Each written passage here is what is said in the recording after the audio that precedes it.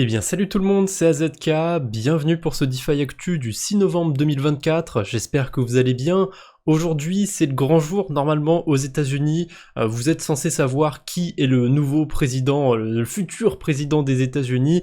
Moi je ne le sais pas encore pour la simple et bonne raison que je prends un peu de l'avance, j'enregistre ma vidéo la veille au soir. Donc c'est la journée des élections, aucune idée pour l'instant de qui va être le président, et à vrai dire j'ai pas particulièrement d'opinion là-dessus. Par contre, il y a quand même un truc que j'avais envie d'aborder autour de ça, et c'est encore plus drôle parce que vous aurez déjà les réponses, mais si vous avez suivi toute l'histoire autour de Polymarket, il y a énormément d'argent qui a été misé sur Polymarket, et pendant un moment, Trump, il était à genre 65% de chance de gain. Et je viens de penser à un truc, mais si ça se trouve, c'est tout bête, mais c'est juste parce que les gens qui votent Trump sont en moyenne plus riches, on va dire, ont plus de sous-sous. Pourquoi je dis ça ? Parce que Arkham, ils ont partagé quelques informations autour de ces élections, et on voit notamment les baleines qui ont misé le plus sur ces élections. On en a un qui a misé 27 millions de dollars sur Trump, un autre qui a misé 15 millions, un dernier qui a misé quasiment 9 millions, alors qu'à côté, les baleines, il y en a quand même sur Kamala, mais la première, elle a misé 6 millions, ensuite 5, ensuite 4 millions, il y a quand même un monde entre les deux. Évidemment, pour chacun des candidats, il y a plein de petits parieurs aussi, mais j'ai quand même la sensation qu'en moyenne, il y a peut-être plus d'argent qui a été misé par personne du côté de Trump, mais ça veut pas dire qu'il y a plus de gens qui ont misé sur lui. Vous voyez où je veux en venir ? Du coup, ça pourrait peut-être faire un petit peu la même chose du côté des élections, hein. C'est pas parce qu'on est plus riche que notre voix pèse le plus, hein. C'est pas comme sur les gouvernances de la DeFi, et vous allez voir que c'est pas anecdotique que je pose ça en début de vidéo. On va reparler de gouvernance un peu plus loin, il y a un truc très rigolo, vous êtes pas prêts. Bref, autour des élections, il y a aussi l'action de Trump qui s'est pété la gueule, là, voilà, elle s'est pris un moins 10%, peut-être que ce sera remonté, si jamais c'est lui qui est président, j'en sais rien, on s'en fout. Et dernier truc autour de ces élections, j'ai fait un petit sondage, ça vaut ce que ça vaut, hein. C'est un sondage Twitter sur ma communauté, mais il y a un truc intéressant, c'est que j'ai tendance à faire des posts plutôt pessimistes, plutôt bearish. Alors, je suis pas bearish pour autant, en tout cas sur Bitcoin, je suis plutôt bullish. Sur le reste du marché, c'est plus compliqué, on va dire, mais c'est vrai que j'ai fait quand même pas mal de posts qui étaient plutôt orientés, pas terrible. Et ça m'étonne que sur ce sondage, il y ait 72% des personnes qui pensent que après les élections américaines, ce serait plutôt le bull run. Voilà, plutôt le bull run ou plutôt le bear market. J'ai fait exprès de faire un sondage comme ça, très binaire, avec que deux options. Une option un peu sexy, hein, évidemment, le bull run, une un peu moins, le bear market. Mais je m'attendais pas à ce que ce soit autant marqué, ce qu'il y ait autant de gens qui choisissent bull run. Est-ce que la majorité va se tromper ? J'en sais rien. D'après le calendrier des Mayas, si on suit la cyclicité, ça tombe là en fin 2024, début 2025, c'est le giga turbo bull run, hein, a priori, tout le monde dit ça. Préparez vos bacs d'altcoin, ça va aller to the moon, les frérots, x 100, x 1000, easy money. Franchement, on verra bien, je suis un petit peu mitigé sur ça, je le dis souvent, hein, mais faut pas comparer par rapport à 2021, 2017, je suis persuadé qu'on aura encore d'autres phases haussières, mais que ça n'aura rien à voir avec les précédents bullruns qui étaient juste majestueux, on pourrait dire. Bref, on enchaîne avec quelques news autour du Bitcoin. Tiens, voilà, il y en a quelques-unes. On a les ETF qui continuent d'accumuler des Bitcoins. Il y a plusieurs ETF qui ont accumulé pour 71 millions de dollars de Bitcoin sur la dernière semaine, ce qui est pas mal. Mais si on prend un ETF en particulier, un émetteur en particulier qui est BlackRock, lui tout seul, il a acheté 2 milliards de dollars de Bitcoin. BlackRock accumule comme des gros cochons des bitcoins. Alors, c'est pas nécessairement leur argent à eux, hein. Je vous rappelle que c'est un fonds, je crois qu'ils ont quand même quelques bitcoins qui leur appartiennent, mais le gros, c'est l'argent des clients, on va dire. Un autre point autour de Bitcoin, c'est la difficulté de minage qui continue de faire des nouveaux ATH sur des nouveaux ATH. Ça monte encore, malgré qu'on ait un prix de Bitcoin qui soit plutôt stagnant, on pourrait dire. Donc de ce côté-là, c'est plutôt bullish aussi, ça veut rien dire, bien évidemment, parce que bon, la courbe, elle fait quand même quasiment que monter, à part quelques petites exceptions. Donc c'est pas l'indicateur qui va particulièrement marquer les bear markets, hein. On les voit pas vraiment quand on regarde la courbe de cet indicateur. Allez, on enchaîne avec les mauvaises nouvelles. Il y en a pas particulièrement. On va d'abord rebondir sur une mauvaise nouvelle qui a eu lieu il y a quelques jours. J'en ai parlé dans le dernier DeFi Actu. Il y a un exchange qui s'est fait dérober 13 millions de dollars et quelques heures après, même quelques minutes après, je crois, en 16 minutes, ils ont dit qu'ils avaient réglé l'affaire, que tout allait bien. En réalité, quand on va voir on-chain, les fonds, ils ont pas bougé, ils sont toujours sur l'adresse du hacker. Donc c'est très curieux ce qui se passe autour de M2 Exchange et du hack qu'ils ont subi. Est-ce que c'est vrai? Est-ce qu'ils ont vraiment récupéré l'argent? C'est très compliqué cette histoire. Il y a eu un article du côté de Rec News qui est juste merveilleux. C'est vraiment très très bien écrit. Alors c'est dommage parce qu'il y a beaucoup de termes en anglais, il y a beaucoup de subtilités en anglais. J'ai clairement pas un assez bon niveau pour le traduire. Mais si vous maîtrisez bien l'anglais, que vous avez un petit peu de culture aussi anglophone, on pourrait dire, franchement, l'article, il est incroyable. Voilà, je le dis, l'article est super. Je vous le mettrai dans la description si ça vous intéresse. Bon, ça va résumer un petit peu ce que je vous dis hein, autour de l'exchange et du hack présumé qu'il y a eu, mais c'est hyper bien écrit. Voilà, c'est la première fois que je lis un article autour d'un sujet crypto qui est aussi bien écrit.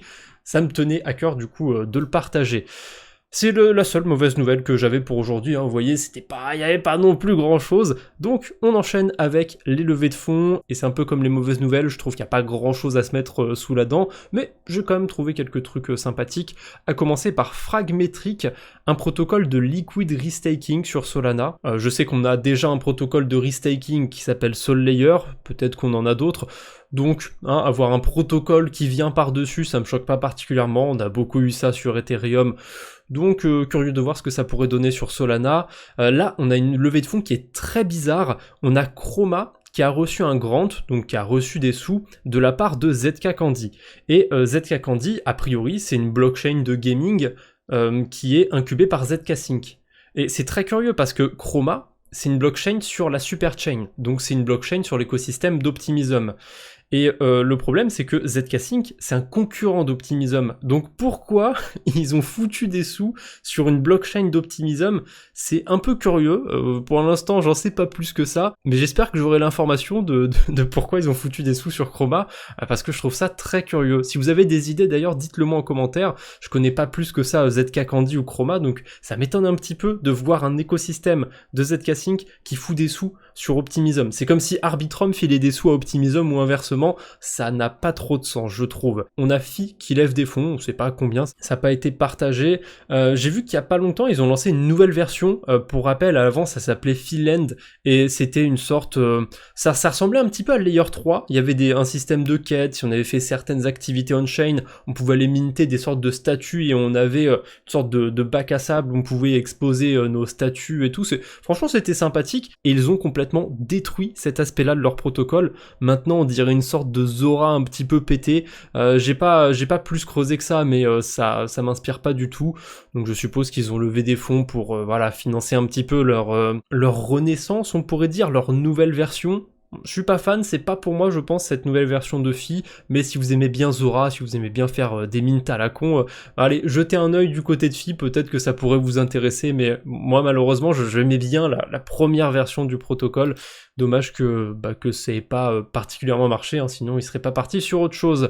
Et une dernière petite levée de fonds pour la route, c'est Amplify World. A priori, c'est une plateforme d'engagement entre les fans et les artistes. Curieux de voir ce que ça pourrait donner, ils ont levé 1,2 million de dollars. Vous commencez à avoir l'habitude, à chaque fois dans les DeFi Actu, après les levées de fonds, on passe à la Minute DeFi, quelques actualités qui sont plus ou moins sympathiques, mais sur lesquelles on va pas s'attarder, enfin ça dépend, j'ai l'impression que des fois je m'attarde sur certains trucs, mais c'est pas très grave, on a le temps, hein, on est là, on est bien, et on commence par Colend qui lance une prévente. Voilà, je m'attendais pas à ça. Colend, c'est un protocole de lending, hein, c'est un fork d'AAV sur la blockchain Core, et du coup ils ont commencé à lancer leur petite prévente sur Fjord. La prévente dure 4 jours au total, là il reste 2 jours et 3 heures Donc ça fait à peu près 2 jours que c'est lancé, et il y a 3,54% de la somme qui doit être levée qui a été levée. Donc peut-être que sur les dernières heures, il y a comme par hasard des investisseurs qui vont sortir de nulle part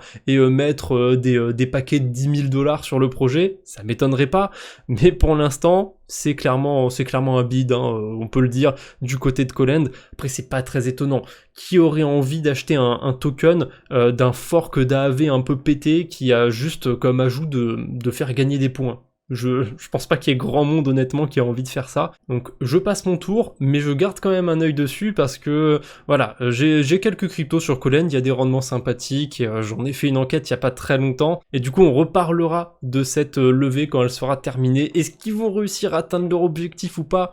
Je leur souhaite, hein, je veux pas non plus leur mettre des bâtons dans les roues, mais c'est très mal barré pour l'instant. On a une petite news du côté de Tapioca. Rappelez-vous, il y a quelques semaines, le protocole s'est fait attaquer, le token il a été à 0, hein, littéralement. Perso, j'aimais pas du tout Tapioca parce que c'était vendu un peu comme la révolution de la DeFi, alors que pour moi ça révolutionnait pas grand chose honnêtement. Du coup, ils ont envoyé un plan de migration aux contributeurs financiers, hein, donc aux investisseurs, je suppose, du projet, pour avoir leur avis. On aura le compte rendu de ça la semaine prochaine a priori, donc on saura s'ils relancent un token, on saura ce qui se passe autour du protocole, mais pour l'instant, voilà, il n'y a pas beaucoup de news, c'est pour ça que je passe dans la minute DeFi. On a la blockchain Ton qui a été ajoutée sur Arkham, pour ceux qui auraient envie de faire un petit peu d'analyse on-chain, c'est possible. Voilà, l'outil d'Arkham est quand même pas mal, donc une nouvelle blockchain d'ajouter dessus, c'est plutôt cool. On a Paraswap qui lance une nouvelle version de son agrégateur. Globalement, ils ont amélioré leur agrégateur sur un peu tous les points, il y a plus d'accessibilité, ça va trouver des meilleures routes, etc. Assez classique, j'ai pas besoin de m'attarder dessus. On a Merkle qui ajoute une nouvelle blockchain sur son bridge qui utilise Hyperlane. Alors on s'en fout un petit peu, je voulais juste prendre cette news pour parler un peu d'Hyperlane. Je me souviens qu'après l'airdrop de Layer 0, il y a pas mal de gens qui ont commencé à se tourner sur Hyperlane pour aller le farmer et tout. Même moi je l'ai fait, hein, j'en avais parlé dans plusieurs DeFi Actu, mais ça fait plusieurs mois je crois déjà que j'ai pas parlé d'Hyperlane et que je l'ai pas farmé de mon côté. Voilà, ça m'a un peu saoulé de faire des transactions sur des bridges à la con pour rien bridger quasiment au final. Donc est-ce que vous farmez Hyperlane? Est-ce que vous y croyez à cet airdrop? Personnellement, j'ai aucune attente. Si un jour il lance un token et que je suis éligible, bah, j'irai voir ça, mais j'ai vraiment pas d'attente autour d'Hyperlane. Allez, on revient sur le format normal. Toujours dans les airdrops, on a Swell qui annonce enfin la date d'arrivée de son token. Ça fait un petit moment hein, qu'on sait que le token arrive, que le ticker c'est Swell, blablabla. Ça y est, on a la date, l'airdrop c'est le 7 novembre. Donc le lendemain de la sortie de cette vidéo, je vous mettrai le lien en description, ce sera sûrement le même pour aller réclamer votre airdrop. Je l'ai pas farmé personnellement sur le wallet de la chaîne YouTube, donc j'ai pas de token hein, et j'avais pas d'attente de toute façon sur ce protocole, parce que tout ce qui a tourné autour du restaking et compagnie d'Ethereum, c'était pas si mal pour les baleines, honnêtement, mais en dehors de ça, c'était pas très fameux comme airdrop à farmer. Et je crois que c'est le dernier airdrop pour aujourd'hui. On a Lumos, un protocole que j'ai pas du tout suivi, je vous le partage juste pour l'airdrop, je vous mettrai le lien dans la description. Le petit souci de cet airdrop, c'est que c'est des tokens vestés, donc je sais pas combien de temps il faut attendre pour récupérer ces tokens, mais attendez-vous à ne pas forcément les avoir tout de suite. Il parle aussi d'un airdrop de 30 millions de dollars au total. Je sais pas si c'est vraiment 30 millions de dollars, mais voilà, ceux qui auraient farmé Lumos, si ça vous dit quelque chose, je vous mets le lien dans la description, et allez voir si vous êtes éligible, hein, si vous avez participé au testnet et compagnie, voilà, il y a plein de trucs à avoir fait, et je vois qu'il y a aussi les utilisateurs actifs sur Ethereum, Celestia, et l'écosystème Move, donc ça veut dire sur Sui et sur Aptos. Faudrait que j'aille voir si je suis éligible, j'avoue que j'ai pas été voir. Vous savez quoi? Je vais regarder ça vite fait dans mon coin et je vous dis si je suis éligible. A priori, je suis éligible à 200 tokens sur le wallet Degen de la chaîne YouTube. J'ai pas vérifié l'autre parce que j'ai la flemme de brancher ma ledger. Je suis peut-être éligible aussi de ce côté-là. Et j'ai pas pu vérifier sur Aptos et sur Sui. Parce que pour se connecter, il faut soit utiliser Martian Wallet, soit OKX Wallet. et j'utilise aucun des deux en fait, et aucun des deux n'est compatible avec Ledger il me semble, donc bah tant pis, je pourrais pas vérifier de ce côté-là, peut-être que je passe à côté de quelque chose, mais ça c'est juste parce que leur site est mal foutu. Donc vous voyez, dans le doute, ça peut valoir le coup d'aller vérifier, je sais pas du tout si c'est intéressant par contre d'avoir 200 ES MOZ, d'ailleurs ça a juste l'air d'être un checker, je pense pas qu'on puisse réclamer l'airdrop, en tout cas j'ai pas l'impression que ce soit faisable, donc je verrai ça plus tard du côté de Lumos, si jamais c'est intéressant je vous en reparlerai, mais si c'est pas très intéressant, j'en reparlerai probablement pas dans les futures vidéos. On enchaîne avec le petit récap de Bluechip, parce qu'il y a pas mal de trucs intéressants dedans. Bluechip, pour rappel, c'est une agence autour des stablecoins, et on commence par Tether, qui a publié ses chiffres autour du 3e trimestre 2024, et dedans, on apprend qu'ils ont fait un ATH sur leurs profits, ils ont jamais gagné autant d'argent auparavant sur un seul trimestre, ils ont gagné 2,5 milliards de dollars, et étonnamment, seulement la moitié de cet argent provient des bons du trésor américain. A priori, l'autre grosse partie des revenus, ce serait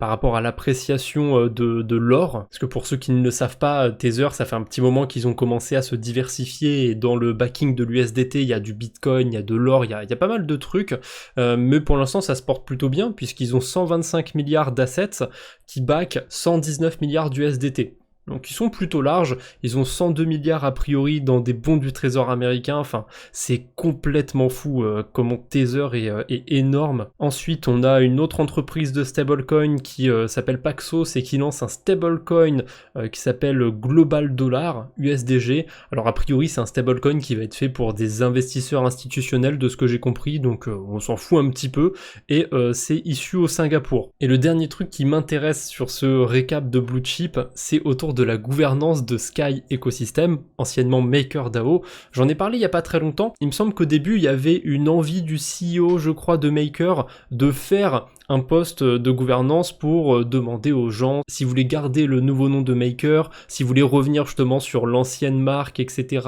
ou revenir sur Maker, mais en rechangeant un petit peu le design. Et j'ai été voir le vote sur la gouvernance, et il y a clairement une énorme mascarade là-dedans.